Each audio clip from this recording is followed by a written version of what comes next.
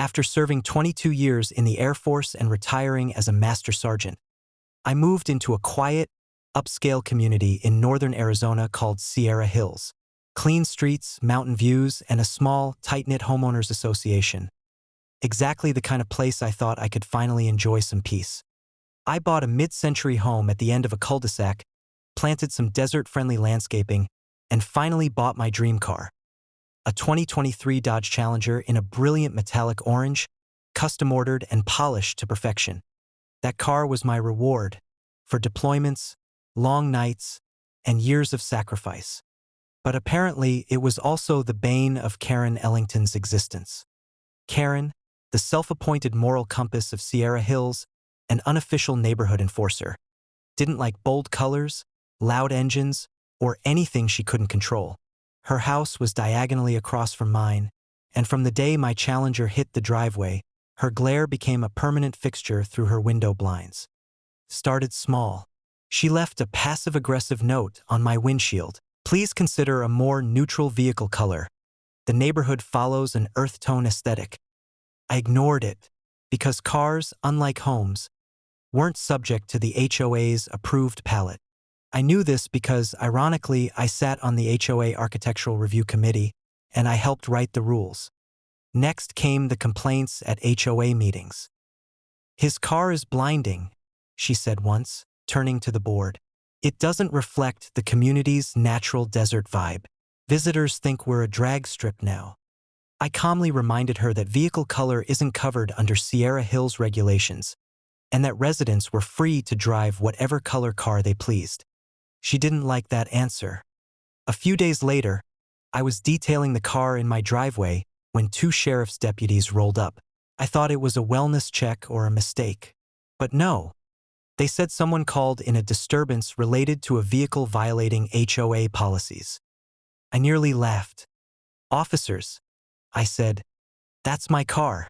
It's fully registered, legally parked in my own driveway, and I'm on the HOA board."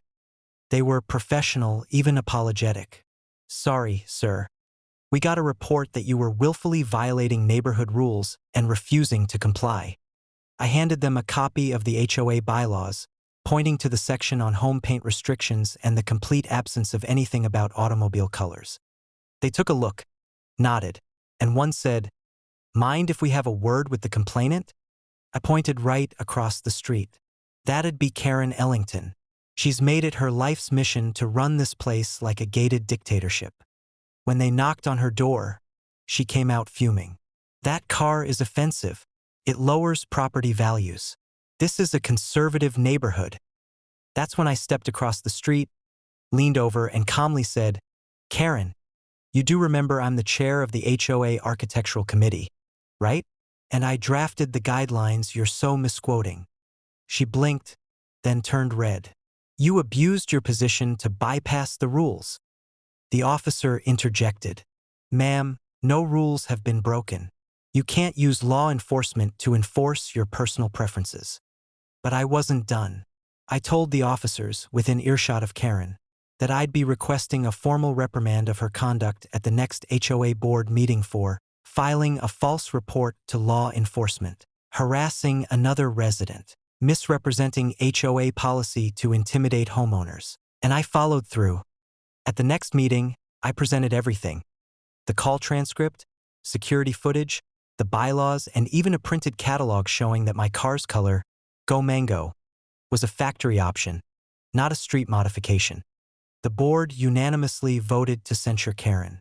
She was stripped of her community liaison title, an unofficial one she made up, and warned that any further harassment could result in legal action or even removal from the HOA. A few neighbors even clapped. Karen has since retreated into her blinds, where she still peeks out at the Challenger like it's a UFO. But she hasn't said a word since. And every Saturday morning, I make sure to rev the engine just loud enough when I back out. A friendly little reminder that freedom doesn't come in beige.